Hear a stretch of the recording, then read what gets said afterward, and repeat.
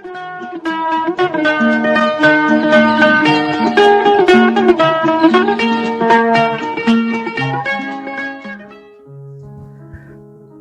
आदाब। Hello friends, आपके साथ मैं हूं फराज। आज के इस कार्यक्रम में बड़ी दिलचस्प बातें होंगी, क्योंकि आज जो कहानी है जिस फिल्म के इर्द गिर्द घूमेगी, बड़ी खूबसूरत फिल्म थी। संगीत बहुत अच्छा था। वैसे तो पुरानी फिल्मों के जो नगमे हुआ करते थे सबके ही अच्छे हुआ करते थे। फिल्में अच्छी ना भी हों तो गीत संगीत अच्छा हुआ करता था। लोकेशंस बड़ी अच्छी थी, कश्मीर की वादियां। ये फिल्म रिलीज हुई 1965 में और इसके डायरेक्टर रहे जनाब रामानंद सागर साहब। आप समझ गए होंगे, जिक्र होगा फिल्म आरजू का।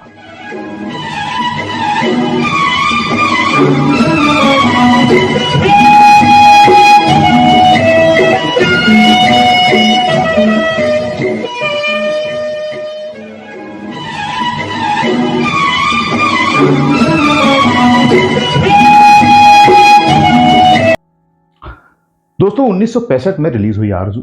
राजेंद्र कुमार जी, साधना जी, फिरोज खान साहब, महमूद जी, नजीर हुसैन जी, अजला सचदेव, बहुत तो बड़े बड़े एक्टर्स ने कुछ छोटी भूमिकाएं निभाई, जैसे कि नाना पलसीकर साहब। और भी आपको जहन में आ रहे होंगे वो किरदार, वो गीत, वो लोकेशंस फिल्म आरजू की।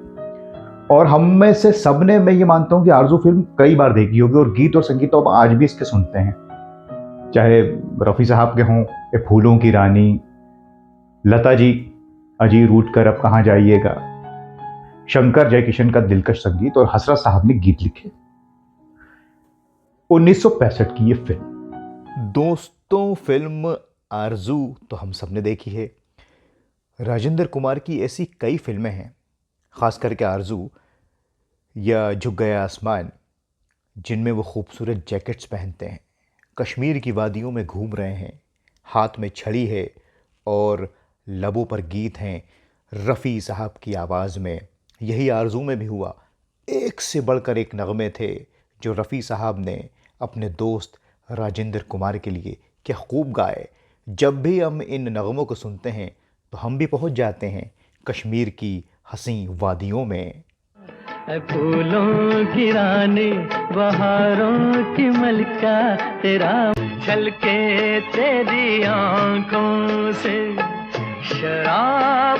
दीवाना तुझको मेरा मन याद करता है। समझा हमें बेगाना, बस इतनी शिकायत है।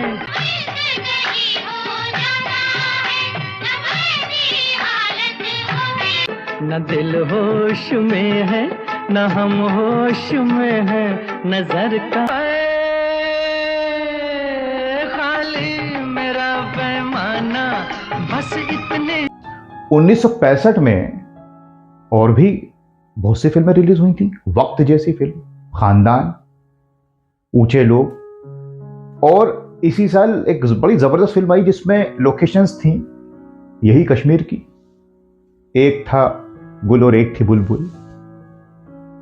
जब जब फूल खिले, कल्याण जी आनंद जी का संगीत है, जिससे शशि कपूर जी की गाड़ी आगे बढ़ गई थी। लेकिन अगले साल जब अवार्ड मिला बेस्ट म्यूजिक डायरेक्टर के लिए, तो वो रवि जी को मिला फिल्म खानदान के लिए। और भी बहुत सी फिल्में हैं, नाम छूट रहे होंगे, आप हमें कमेंट्स करके बताइएगा, सबका नाम नहीं लिया जा सकता। आरजू फिल्म में राजेंद्र कुमार और साधना इसके पहले मेरे महबूब में काम कर चुके कामयाब फिल्म। बाद में आप आए बाहर आई में भी काम किया। इनकी जोड़ी को लोग पसंद करते थे। आज के इस कार्यक्रम में आपको यह भी बताऊंगा कि आखिर क्यों साधना को आरजू से निकालने की नौबत आ गई थी। रामानंद सागर ने कहा कि साधना को इस फिल्म से निकाल दिया जाए, लेकिन दोस्त राजेंद्र कुमार ने कहा नहीं, साधना यह फिल्म में रहेगी। वो आगे बताऊंगा।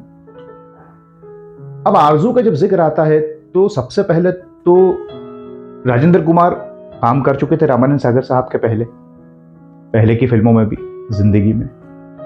रामानंद सागर साहब चंद्रमौली हुआ करते थे, फिर नानी के घर में उनकी परवरिश हुई। शुरू ही से साहित्य पढ़ने का शौक था, फिर अखबार में एडिटर हुए, मैगजीन्स, और फिर आ गए, फिर पैगाम फिल्म के डायलॉग लिखे। फिर हम जानते हैं उन्होंने क्या क्या फिल्में बनाई।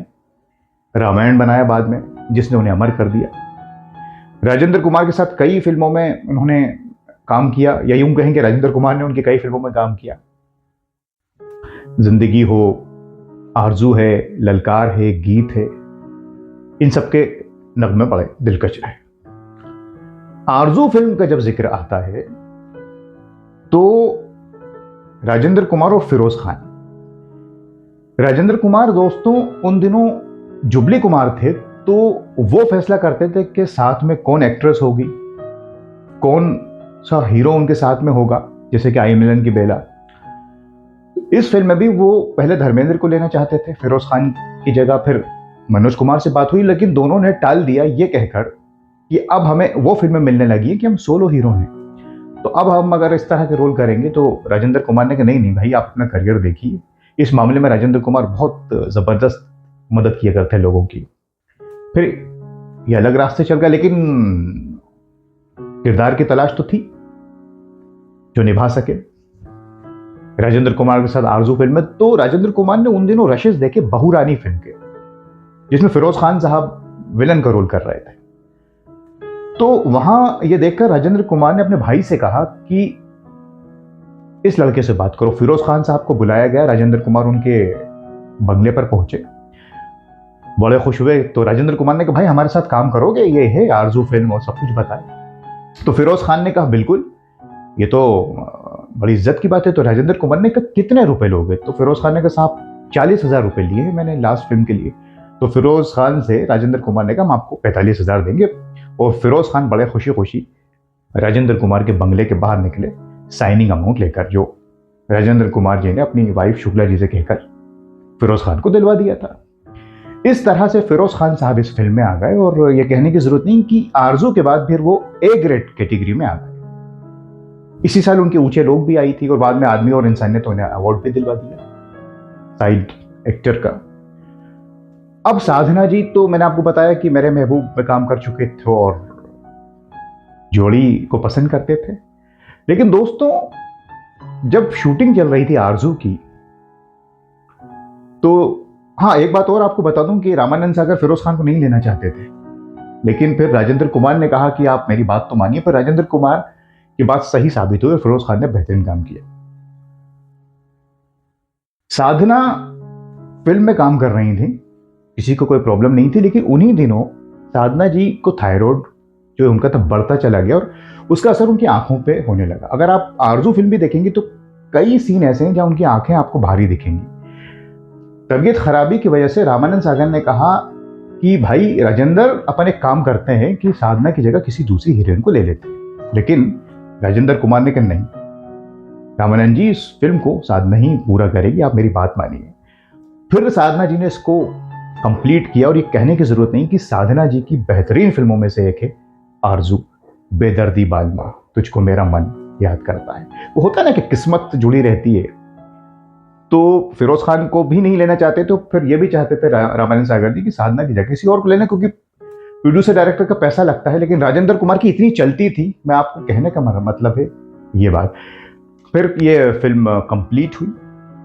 अजी हमसे बच कर कहाँ जाइएगा, जहाँ जाइएगा हमें पाइएगा, जरा होश आले चले जाइएगा, जरा गौर फरमाइएगा। और कंप्लीट होने के बाद एक दिक्कत और आ गई थी दोस्तों, इसका एंड जो अगर आप देखें बर्फ से घिरा हुआ, तो कश्मीर में शूटिंग के बाद ये कोशिश की गई कि लोकेशन ऐसी हो जहां बर्फ हो, बहुत ज्यादा हो। तो ये कुफरी गए शूटिंग करने के लिए पूरी यूनिट, लेकिन वहां बहुत ज्यादा बर्फबारी थी, इतना ज्यादा कि शूटिंग नहीं हो पा रही थी। तो 2-3 दिन वेट किया। फिर रामानंद सागर ने राजेंद्र कुमार और साधना से कहा कि आप लोग बहुत बड़े स्टार्स हैं, तो आप लोग चले जाइए, फिर बाद में देखते हैं क्या कुछ होता है। लेकिन राजेंद्र कुमार ने कहा नहीं भाई, काम तो पूरा करना ही है। किस्मत अच्छी थी कि तीसरे या चौथे दिन बर्फबारी कम हो गई। फिर वो पूरा क्लाइमैक्स सीन शूट किया गया, जो आज भी हमारी आंखों को याद है। यही एक्सपेरिमेंट रामानंद सागर साहब ने गीत में भी किया, ए फूलों की रानी, कश्मीर में उन दिनों जो फूल दिखाई गए उसका सीजन नहीं हुआ करता था, लेकिन वो फूल, नकली फूल जापान और चाइना से मंगाए गए। वो पूरा सेट लगाया जिसको देखने के लिए उस वक्त वहां के कई लोग पहुंचे कि भाई ये इस सीजन में फूल कहां से आ गए। पूरा तैयार किया, मतलब इतनी मेहनत की गई एक एक गीत के लिए, एक एक सीन के लिए, क्योंकि ज्यादातर हिस्सा कश्मीर में शूटिंग इसकी की गई है।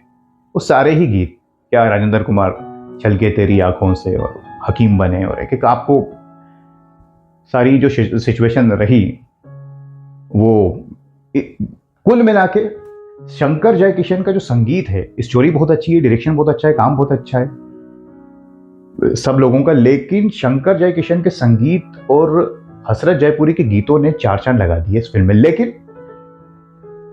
उन्हें अवार्ड नहीं मिला इसके लिए। अवार्ड मैंने आपको बताया रवि साहब को मिला फिल्म खानदान के लिए।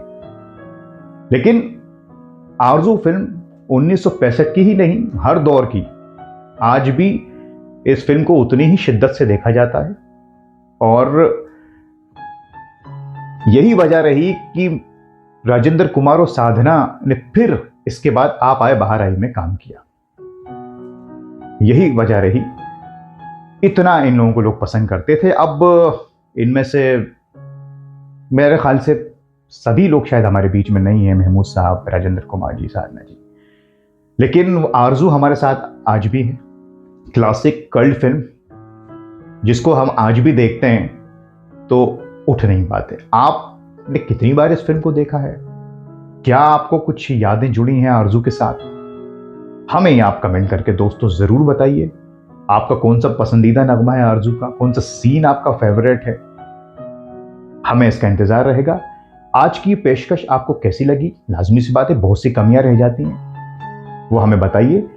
और अगले कार्यक्रम तक हमें बताइए आप क्या कुछ देखना सुनना चाहते हैं, हम उस पर भी प्रोग्राम बनाएंगे। अब अपने दोस्त फराज को इजाजत दीजिए। अपना बहुत ख्याल रखें। नमस्कार, खुदा हाफिज।